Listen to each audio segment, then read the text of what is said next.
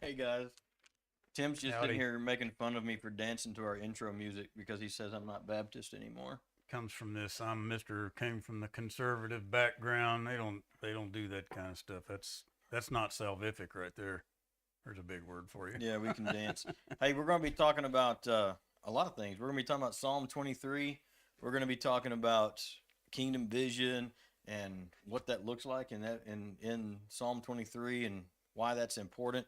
So hang with us. We'll be right back in just a second.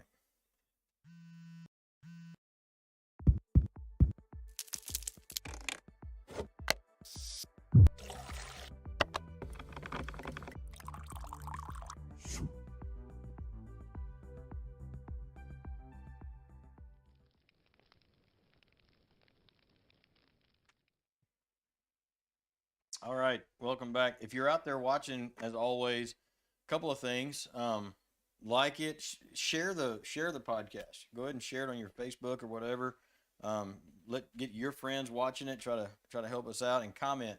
You know, even if you just say, "Hey, I'm out here watching," and Conservative background. let us know that kind of thing. We never say this, but I do appreciate Sean comes in most every Yeah. Friday, helps us run the podcast, which gives you those fancy alternating camera angles so you can see Tim and I's beauty face to face, up close. But the guys behind the camera never get any credit, so we wanted to do that. Man, how are you doing before we jump in? Well, doing all right.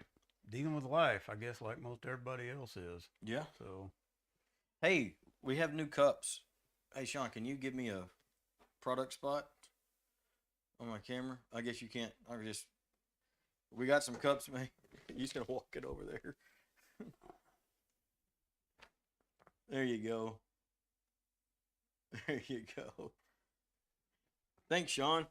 the great thing about a podcast is, and not worrying about whether it's scripted or not, is we can do what we want, and it's almost kind of fun. It's Yeah. probably boring for you. Yeah, but it's fun. But anyway, you can get these now on our website. There's a link on there. You can get them, have them shipped right to you.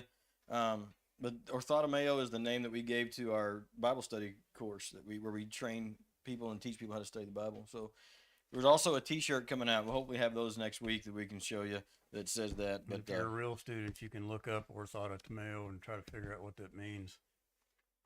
it always sounds like you're saying the other tomato when you say it. It is the other tomato. It's the other tomato. Okay, so when Tim and I get together and we start talking or we teach, just about any time, we've had this conversation before, but I wanted to revisit the whys of it. We talk about kingdom vision. I think actually that was your term that you came up with. I mean, you've had a couple of good ideas in this whole time, but that was one. Well, I've been talking about, or I've been using the term kingdom as far back as I've been growing in the Lord. So that's probably in my 20s, early 20s. Well, explore that some, yeah. So I didn't even have anybody teach me that term, but just as I read the scriptures and the way I was discipled, had an Orthodox Jew that became a Christian. And when I say Orthodox Jew, he had memorized the first 5 books of the Bible, that kind of thing. So he was steeped in a lot of biblical liturgy, history. Yeah, but the academic, because that's how he was raised. And so anyway, he got saved, and he was, I don't know, he's probably almost 20 years older than I was. But I mean, by the time he got to me, he had a real unique, or what I would call a unique spin on the scriptures than most of the rest of us do. And so through that teaching, um, I just I guess I was taught from the very beginning to look at things the way God looks at them, because that's kind of how he taught. He never really used that terminology, if I remember right. But to me, uh, he Jesus is the kingdom Mm-hmm. with a capital K. God ordained it, put him in there. You can get into the Trinity and all that stuff. But whether you're talking about God the Father, Jesus the Son, or the Holy Spirit, any one of those in a singular function is the kingdom in its action. And so that meant something to me. And so I was always looking to see how he was going. And so that's why I started using this term. The kingdom is this, the kingdom's doing that. Not because Jesus said, the kingdom is at hand, or not those kind of statements. At any rate, that just clicked in my head that he is the kingdom. And so what's the kingdom doing is really just saying, what's the Lord doing, or what's Jesus? And I don't know why, but people kind of picked up on that term. I wasn't intending to do that. That's just how I saw it. And it never occurred to me that people were picking that up. And I would talk about the kingdom and people would be cocking their head sideways. Yeah. They never even asked, well, what does that mean? Well, and for me, when we started talking about the kingdom a long time ago, you were probably the first person that I ever encountered that talked about it in that way. And I think part of the reason people cock their head at you about it is because of the kingdom of heaven is at hand, the kingdom of God. What's the difference? And they've heard that before. Right. And what's the difference? And in a very specific way, the scripture, the kingdom of God, the kingdom of heaven, talking about the rule. David uses the kingdom authority rule of Christ. And all of that is also inclusive in the idea of the kingdom, but it's the intent and everything that it's the essence almost of what God's doing to me. When we talk about what's the kingdom doing, it's the God, the Spirit, the intent, and maybe that's a cop out of a way to look at it. No, it's not. And you can say, well, that's a spiritual thing. Well, it goes into the depth of what, as I've studied over the years, I'm always trying to figure out what God's doing, because I look at him in intense, kind of like a man. I don't mean that in a blasphemous sense. But we ponder over things, and we look and we dig and we wonder and we get excited. Well, as I read the God of the Old and the New Testament, I see the same things happening. Well, we were made in that image. Right. We are the imago Dei. So, right. So you can read that, and that is like an academic thing, and you can accept it, but you don't really know what it means. And in my salvation and in my walk and in my study, it was a living, real thing. I almost said something here that I don't think we're ready to talk about yet. But it had to do with how I see the Lord moving and how real it is. Yeah. I haven't fantasized that I hope it's real. So that's not what I'm talking about. And maybe that's where some people are. And I would tell you that's okay. It's something to wrestle with. But for me, it's always been very personal, very real. And so I always wanted to,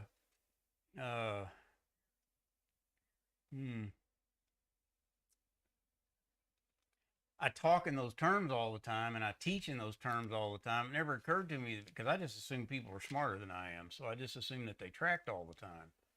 And it hasn't even got anything to do with intelligence. It has to do with how the Lord met me. Mm-hmm. That's what I would tell you. And so everything I read, everything I study, all of that is not an academic exercise. It is in terms of the discipline of making myself do it every day and that kind of stuff. But outside of that, I quit studying for 2 or 3 years, because the things I could see, may not be able to articulate all of it, but I could see the movement, and it was so deep and so rich. I couldn't take it anymore. That sounds bad. That's not really what I mean. In a good way. You're just overwhelmed. It is. It was overwhelming, and I would have prayers. I'm like, I can't do it anymore. I don't know what to do with it when I get it, because it's so much. And I know that it's powerful and it can make me all these things and I can help other people and so to speak and blah, blah, blah. But just having to sift through all that, the kingdom is so much bigger than I am. And all it did was just make it more real. Right. And so, well, I think a lot of times too, we think about the kingdom of God, we think about Christianity and the things of God in such a, you mentioned a while ago, it's kind of well, that's the spiritual realm, this is the natural realm, and we want to separate the two. And there are two. I mean, we do have a natural realm and a spiritual realm, but they're so integrated. but from the kingdom's It's perspective, there is no separation. Right, from the kingdom's perspective. That's what I'm talking about. Yeah, it's all one big thing. And that's when the scriptures teach us, and we've been talking about this, to push through what we can see into the unseen. And, the definition of faith is the evidence of things we cannot see, the hope of things that are beyond. Because if we get focused on what we can see, we're going to miss the grand reality that is the kingdom. Yeah. And, to me, that's the sad part of people who don't have faith, who are, naturalist or whatever the term is today, for people who are just not just atheists or agnostics, but I mean people who just, this is it, this is all there is. We live, we die, we stop existing. Is they've missed so much of what reality is. Well, I think they get to that point because they can't put life together and they know there's something bigger out there. And here's why that is. So this is a kingdom perspective. God didn't create us as these separate entities and maybe we can come together, maybe we can't. From his perspective, you're a piece of him. Yeah. And he knows that all the way down to its depth. We're on the backside of that going, we know there's something bigger than us. And I ain't just talking about Christians. I'm talking about people walking around out there and people tell them that God stuff and all that's a bunch of hogwash, get rid of it. And so they're struggling between all that stuff. But the scripture definitely says, in its context, and as it's showing as you look at the big picture, things are moving from the Old and New Testament, that you're a part of him. I'm not talking about being saved. You get to decide all that, but I'm talking about as a creation. Yeah. You are indwelled with his DNA, and that's why you're looking all the time. You were built like that. Right. Well, and we say it all the time, and I want to keep saying it all the time, every time. Ecclesiastes 3, eternity is in the heart of man. Yeah. And, people have characterized it as there's a God-shaped hole in everybody, blah, blah, blah. But really and truly, it's deeper than that. It's not just that there's a yearning. There's a reason that when you encounter things that are true, they resonate with you. Yeah. For example, we've talked about it before, and I want to tie this into Psalm 23. We've talked about it before. If you don't believe that there's a such thing as eternal truth, go steal something from somebody that doesn't believe in the Lord, or let someone come steal your stuff. There's no absolute truth. There's no eternal function. Somebody comes and steals half of your junk out of your house, you're going to be upset. Yeah. And because inherently that's wrong. Inherently that trips something eternal in you. And that's a very simplistic thing. The same way that you go to the Grand Canyon, and I don't care if you're an atheist, agnostic, or whatever you are, you stand at the rim of the Grand Canyon and it is awe-inspiring. And fill in the blank with stuff like that. It resonates something eternal in us. And what we're always and constantly trying to do is to push people past looking at what you can see and hear into what you can't see and hear, but because what you can't see is the reality. Yeah. And that's we always come back to it. The temple being a shadow, it calls it a shadow. Even when we do everything here just exactly right, it's just a shadow. And the scriptures are always pointing us into those realities that we can't see. And so when we get into passages like Psalm 23, they mean a lot to us at face value in the natural. But if we can look at them from a kingdom perspective and what's happening in the unseen world, in the reality, it has even more impact on us in the natural. Does that make sense? Well, yeah, but it can almost start sounding like it's too complicated. So I heard somebody reading the 23rd Psalm on some TV show that was going on somewhere in the house. That's how we got started on this particular passage. And as I was listening, I've read that so many times, and it's so common. It's out there everywhere, right? It's almost like, so when you hear it, you can almost mouth it. People can almost recite that hadn't got anything to do with church or the Bible or anything else. And I'm not telling you all that was on purpose. I'm just saying that. So here's a common thing, right? And I've read that.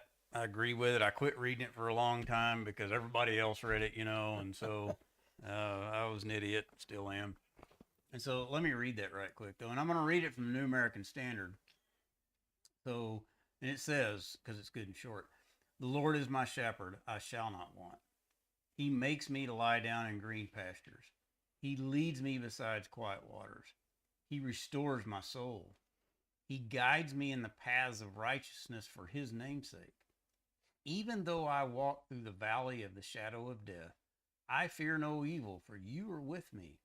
Your rod and your staff, they comfort me. You prepare a table before me in the presence of my enemies. You have anointed my head with oil. My cup overflows. Surely goodness and loving kindness will follow me all the days of my life, and I will dwell in the house of the Lord forever." So that sounds pretty simple. And then anybody that's been in the well, as I started to say Christian world, but probably any religious function that uses a Bible, in that world, you can read that, and you might know that David wrote this, come from that, and everybody would just assume that he did. And if you've been around any length of time, then you start knowing, David, when he was being chased by Saul and he lived in the desert with his mighty men, that's when he wrote a lot of these things. Under the stress and agony of knowing who you were, but having to try to figure out how to live with that because it hasn't come to fruition yet, so to speak. And so, you can look at this. So the Lord is my shepherd, so I'm just saying, well, the Lord guides me. I'm David, right? He makes me to lie down in green pastures, so that's when things are at peace, weather's good, no grass burrs. No grass burrs. I don't scratch because I have grass allergies. It's a picturesque thing. He leads me beside quiet waters. He restores my soul. It's all in the first person, right? He guides me in the paths of the righteous for his name's sake. All the stuff that we talk about now, I do this because even though I walk through the valley of the shadow of death, so he's walking through tumultuous times here, right? And so with a guy that wants to kill him, I fear no evil, for you are with me. Well, we know that David was told he was going to be king, but he was even doubting that probably about the time he wrote this, because the oppression was so big, right? Right.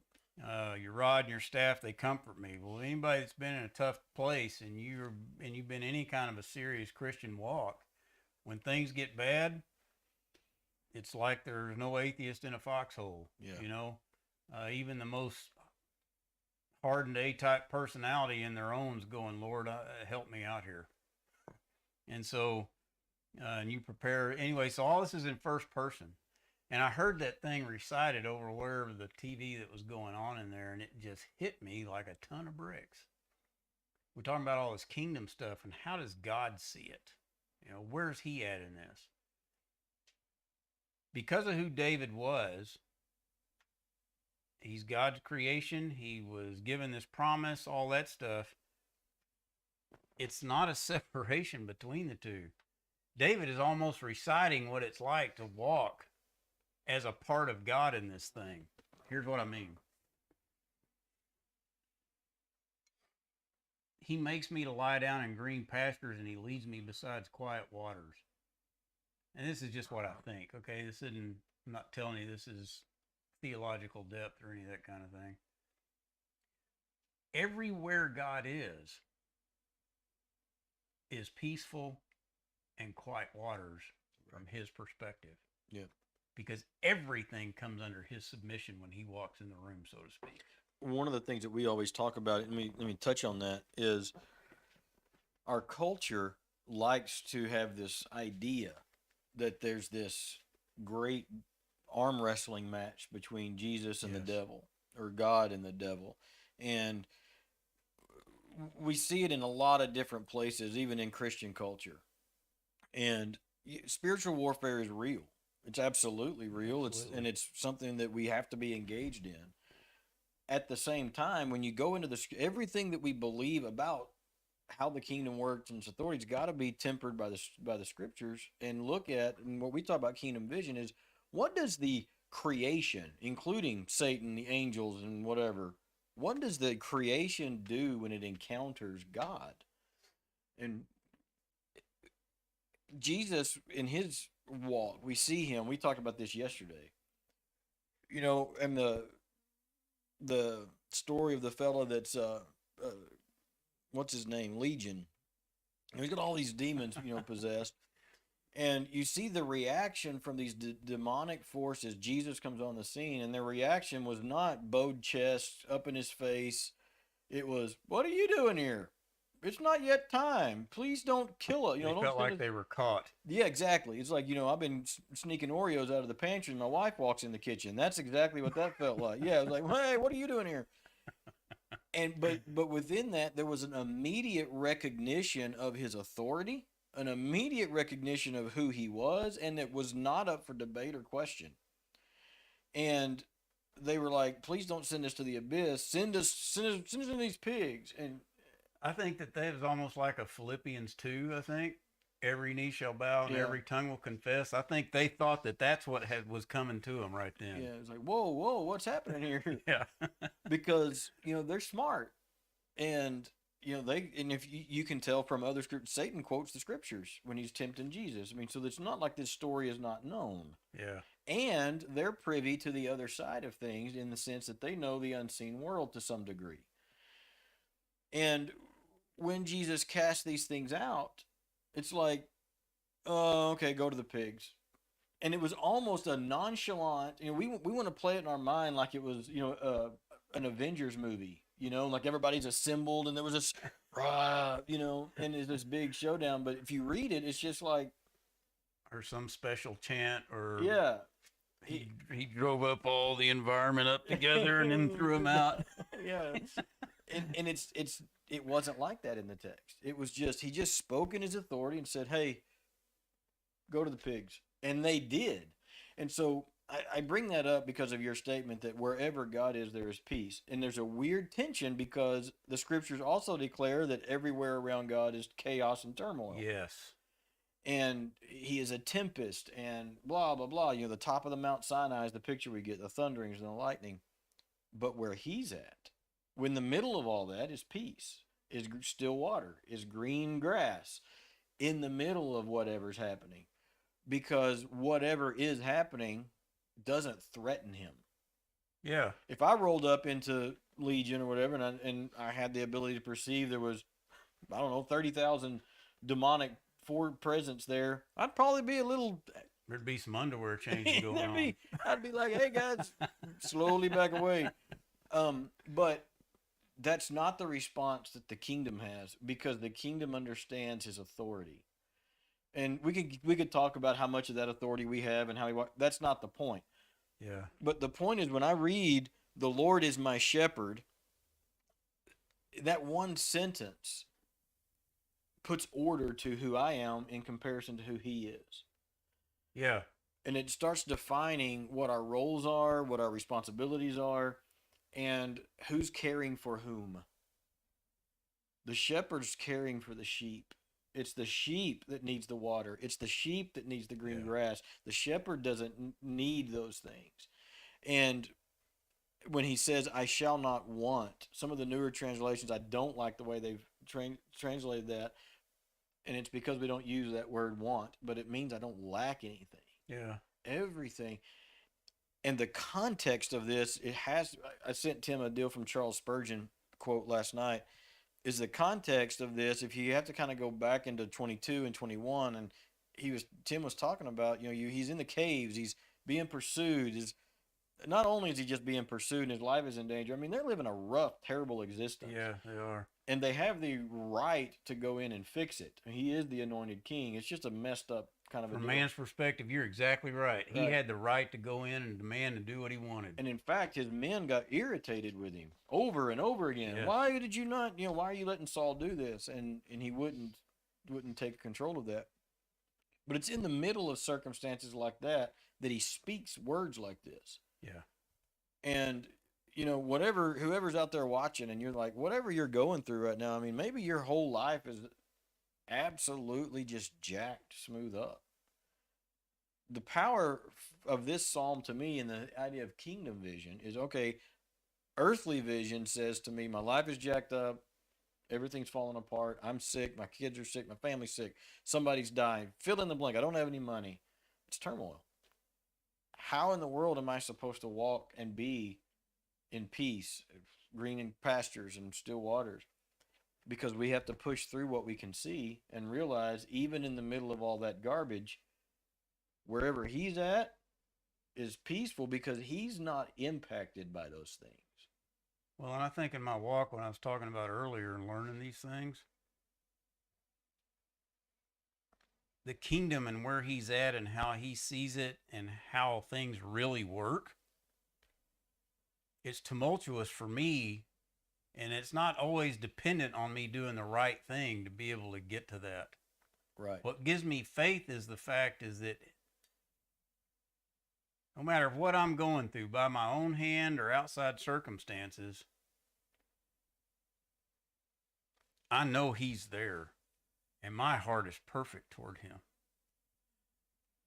And it helps me to stand, if nothing else. And that may sound miserable, but he's right. In Psalms 50, it says that it is a tumultuous mess around when God walks in places. But that's his perspective, and he's watching, and he sees how we take it. Yeah, it's chaos to us. But it isn't chaos to him. You say, well, yeah, but it's chaos to us, so it's chaos. We don't get to define what's real is. Well, but it's not even definition. It's where is reality at? Reality with a capital R. So even though it's a mess, it's not a mess where he's at. Right. And he orchestrates the things that we interpret as a mess. Yeah. And you have to be okay with that. Well, it's like, and we were talking last week in 1 Kings with Rehoboam and Jeroboam.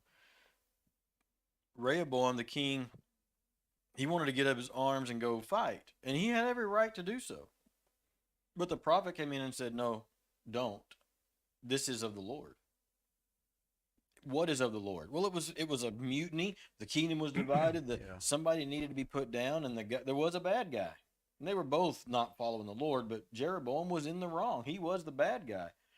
And that speaks to me. It was like when things look to us, the valley of the shadow of death. I mean, when it's our time, it's our time. We've had some people, that we know at church and stuff recently have had some people pass from being sick. They tried everything. Doctors tried it, and you can't stay that when it's time to go. And it's in those times where you can't control anything. Everything is messed up. He is not just there. He's in control. Yeah. And that's a big difference. Well, and I guess it's learning to see that. That's what we're talking about, reading these scriptures. In verse 3, he says, and he restores my soul. God's soul is restored by what happened with Christ on the cross. Not that Christ did it, but that God put himself down here to pay for the things that we couldn't do. He made it that we can walk in these same... That's what Peter and Paul and all the apostles, when they were just getting tormented to no end, and they kept talking like everything was normal. Yeah. Yeah. That's why that when Paul would get beat up or stoned, and a couple of times it says it's like he was dead. Everybody thought he was done. He got up. He wasn't dead. And I'm sure he wasn't, he could shake it off pretty quick, and he just went right back out saying the things of the kingdom and stuff. And that's why when he said, well, to die is gain. Yeah. And it's almost like somebody asked him that question, and it perplexes him. To us, we're like, what do you mean to die is gain? In his perspective, he's looking at it like this. Yeah. He goes, well, to die is gain. Like, you don't get that? Exactly. because you can see the truth. You know, That's a guy who's got a grasp of reality. Got a grasp of reality. You know, we used to talk growing up about, you know, we used to call it dying grace. And I remember as a kid asking, what is dying grace? What in the world? I don't see that anywhere. And it was described to me as a peace that comes on someone when they're at the end, a believer. Mm-hmm. And I have been by the bedside of quite a few people as a pastor as they've passed on. And I've been there for some that were not peaceful. Mm-hmm. And I've been there for some that were. Yeah. And it's not, and for me, I have seen what I would consider, if somebody had to put a label on, you know, dying grace or whatever. I've seen that in the living, not just in the dying. Yeah. You know, and that's what enables people to go into dangerous situations because God has called you to go. It enabled Paul to say, you can kill me if you want to. I'm going to go be with the Lord. Or don't kill me, so I can got work to do. You know, it doesn't matter. Whatever you do to me doesn't matter because the truth is, whatever happens, the Lord has a handle on. And I told somebody some months ago, I was like, what your view is on the sovereignty of God changes everything about how you read, study, interpret, and live the scriptures. Because if God's not sovereign completely. Well, maybe that's what we're talking about. We talk about sovereignty and people know that word, but in our linear existence, we can't get past the academic part of it as bad as we want to. And it happens to all of us. Not everybody. That's part of the growth in working out your salvation is learning where this is. You want to know somebody that really knew that? Go read about Enoch. Yeah. That was a guy who really understood the reality of what God was. Elijah must have in some degree or another. We've talked about those a little bit. But I tell you, when I first started going on short-term mission trips, I went to Nicaragua several times. And I got to where I was, when we first went there, it was just up in the air. We're going to try to do evangelism. We don't know nothing or anything, literally knocking on village doors, so to speak, and just showing up and doing some kind of service thing and doing it. And over time, Christians in the nation started coming to Way of the Cross, you know, talking to them, and then it started getting more and more and more developed. Well, anyway, at one of these things, I was talking to a pastor and, conversing as best I could. And I was kind of weak-minded. And I asked him one time, I said, so what do you do? Because he's like a pastor out in some village, you know, they're not just a pastor like ours can do, you know, where they get paid for studying. You know, they have to live. And so I asked him, I said, so what do you do, you know, when you're not getting paid by the church? And he said, well, I live by faith, brother. And, you know, I was thinking, oh, that's just church language. And I said, I understand what you're saying, brother, but what do you do to help make ends meet? And he looked at me almost like he was fixing to start crying. And he said, I live by faith. He expected me to understand the answer. And I didn't. And it wasn't until some hours later, it was one of those where the Lord visited me things. At that place and on that function, that guy had a grasp of what that meant from a kingdom, of how God looked at it. Yeah. And so that was another structural member, so to speak, of figuring out the sovereignty of God thing. Yeah. That was a powerful, powerful moment for me. Well, and I've actually been I'll use the word accused. I don't know if that's the right word or not, but it's that, man, you focus on suffering too much. You know, you're always saying, well, what if he doesn't fix it? You know, what if he doesn't bring you out? You know, and that's kind of where and they're like, you're always saying that, you know, and I'm like, yeah, because that's then the reality of a lot of people is that our linear thinking when we read something like this, that, oh, he's going to make me to lie down in green pastures and lead me beside still waters and restore my soul. That obviously means he's going to solve all my problems and bring me out of my turmoil. Yeah, and I think they interpret, like, whenever you say things like that, uh, they think that you're speaking eternally. What do you mean? Oh, like it's going to Because eventually be okay? if you just keep talking about doom and gloom and doom and Oh, gloom and yeah. doom and gloom and doom and gloom, they're starting to think, you mean that that's all following God's ever going to be like? I'm not telling you what you're teaching is wrong. I don't mean it like that. I'm just telling you how Yeah. people think. And so, Well, yeah, because the reality is, and I even said this to somebody one time. We were talking about somebody living or dying. It was a heavy matter, and I said these words before I really thought them. That's a common problem of mine, and I said what I actually said was it doesn't matter, yeah, and there was some shock and awe. What do you mean it doesn't matter? We got to get in there and we got to pray, and I'm like, no, yeah, we need to do that. But whether there's healing or whether there's not healing in this life literally does not impact who God is. that is exactly right. It absolutely doesn't change who God is. And when you Yeah. get to a place where you can realize and understand that what happens in the temporal world, in the natural world, in our world, it is important to him. When I say it doesn't impact him, I don't mean it's not important to him. It is important to him, or he wouldn't be here. Yeah. He wouldn't have come. But it doesn't change the course of where he's heading. Well, it doesn't change the kingdom, his environment, or I don't know, however it is that you want to explain that. And that's what David, I think, when he is saying these things, it's almost like not some weird science fiction things where he's kind of floating between the two. That's not what I'm talking about. But in his spirit, it's almost like he is speaking the Father. Because he says, even though I walk through the valley of the shadow of death, I fear no evil, for you are with me. And there is evil out there. That's not disputed here. It seems dark to us because it is dark. Forces are trying to make it dark. Yep. But from kingdom's perspective, there is no darkness. And you can have the still waters and the green grass in the middle of all of that darkness, in the middle of all that evil. And I get in here and I think it's really easy, especially right now.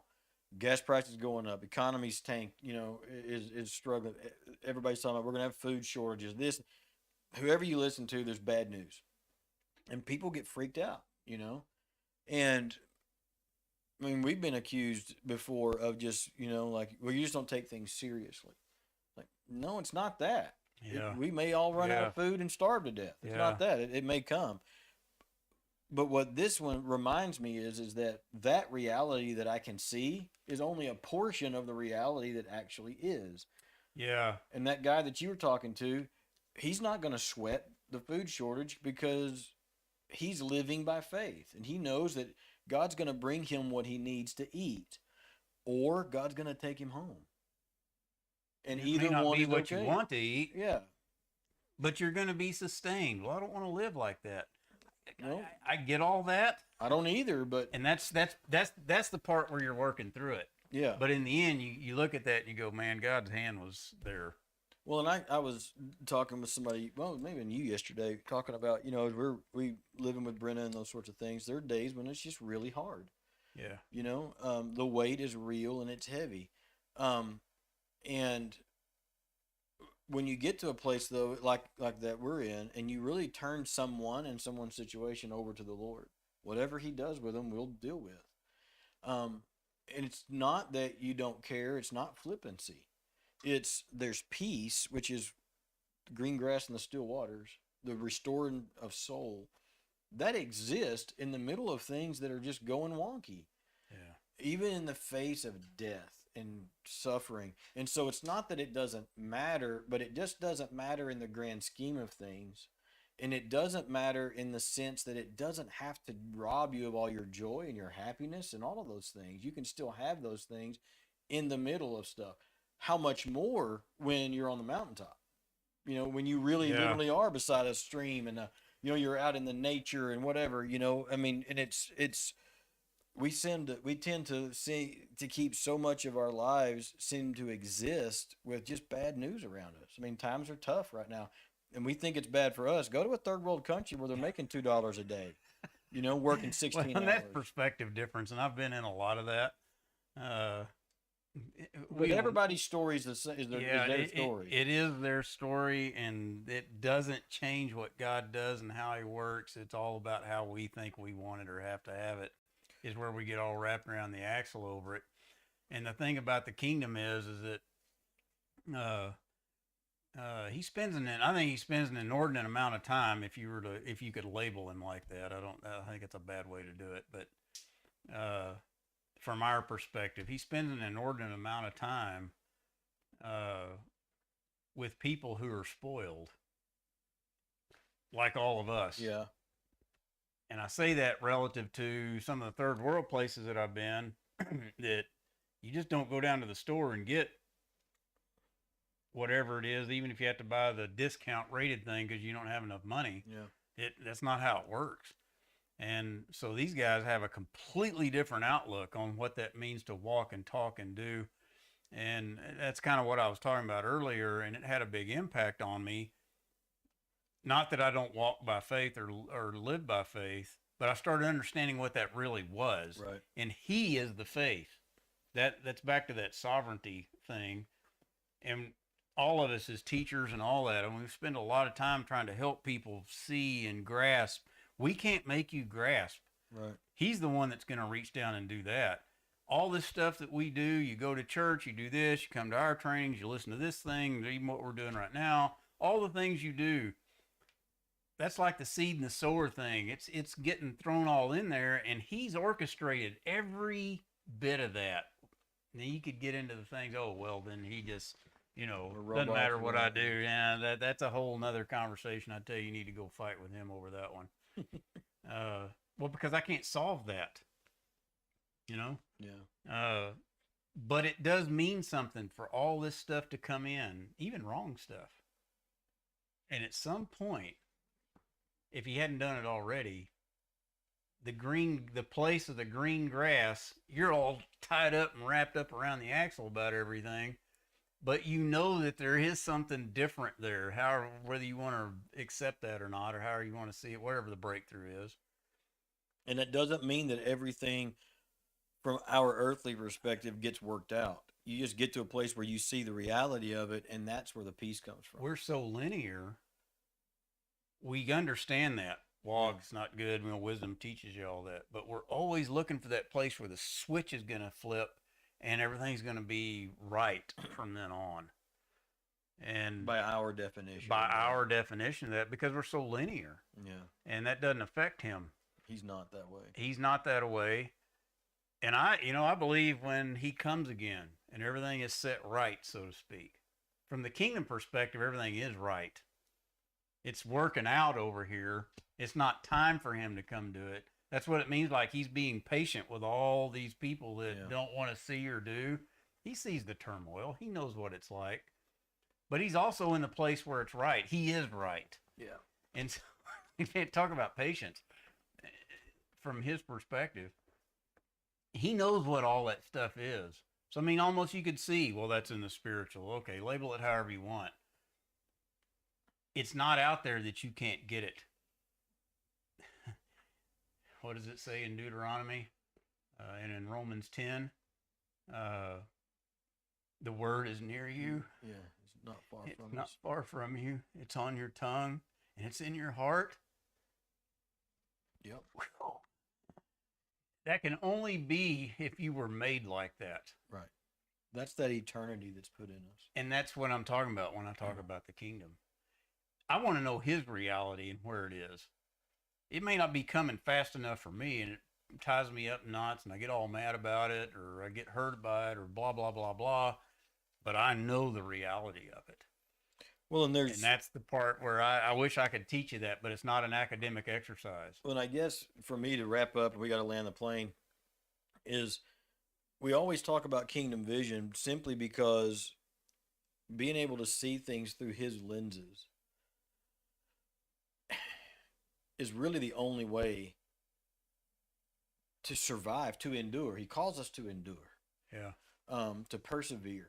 And if we're looking at it from our perspective, we're going to be overwhelmed by what we see.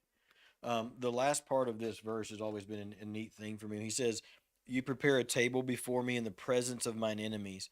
A lot of people take that, put it on a coffee cup, and they're like, "That means he's going to vanquish all of my foes, and he's going to And clear they're it going to see away." my face knowing that they wronged me and they're getting Well, it's like whacked. it's like the memes, where the little baby cub is standing there, but the lion's behind him. We think of it in those terms that the enemy's going to. But if you read the context of what's happening here, what he prepares the table before me in the presence of the enemies. In other words, the enemies are of no consequence to Yes, him that's because he exactly is of a right. kingdom authority. The reality, just like when the demons, it's like if he wants you to have a table, you'll have a table. If he wants you to have faith, it doesn't matter whether they're there or not. And whether then he says, "You anoint my head with oil," and there's a big discussion about that. We don't have time. "My cup overflows." And then I like the way he ends it. "Surely, surely, goodness and mercy shall follow me all the days of my life. I'll dwell in the house of the Lord forever." Why does he have the confidence to say, "Surely, certainly, goodness and mercy are going to follow me forever through the presence of my enemies, through the valley of the shadow of death, beside the still water, in the green grass"? Regardless of the situation, the goodness and the mercy that goes with us is the fact that we're in those places with our good shepherd. Well, and I don't think surely, if you just take it for the word that it is, linear people look at that and see it as a question Yeah, and it's based off not. the front of it. You know, so surely this is going to work out. No, It's a certainty. it's an, yeah, It's a certainty. it's a certainty that's done, Yeah, it's declared, it's done, it's written. declared. That's what I was looking It's a for. declarative statement of absolutely mercy and goodness will follow me all the days of my life, And I would even regardless. change that and say it is following. Yeah, is That's yeah. that's the difference between the Lord as he stands and where he goes and what he does. In closing out on this, I mean, you can, where do we get this stuff from? Well, for me, it was like conversations between God and Satan in the book of Job. Mm-hmm. You don't get many insights like that. Yeah. Reading in the book of Revelation, we see wars and all kinds of things going on. But what you don't miss, we talked about this panning back. You pan back out of Revelation, and it looks just like the conversation with God and Satan in the book of Job. He's questioning, and in our two-dimensional sense, when he's talking to Satan, it's like he's playing a game, and hopefully I win. I didn't stick my foot in my mouth, and that's not what was happening. That was the surely part, and Satan was too wrapped up in himself to see it, and that's what happens in the book of Revelation as well. That's it's done. Well, I was in a conversation on Facebook yesterday about how you teach kids book of Revelation and how do you talk about end times. And one of the things that I asserted in the conversation was we don't spend a whole lot of time talking about the nuts and the bolts. People way smarter than me have been studying it forever, and they all disagree. But what we do know is I can push them past what they're seeing around them. Well, is this world event one of the events? And is this country going to be here? I have no earthly idea. But what I do know is I can push past what we're seeing and say, but look at what we're not seeing.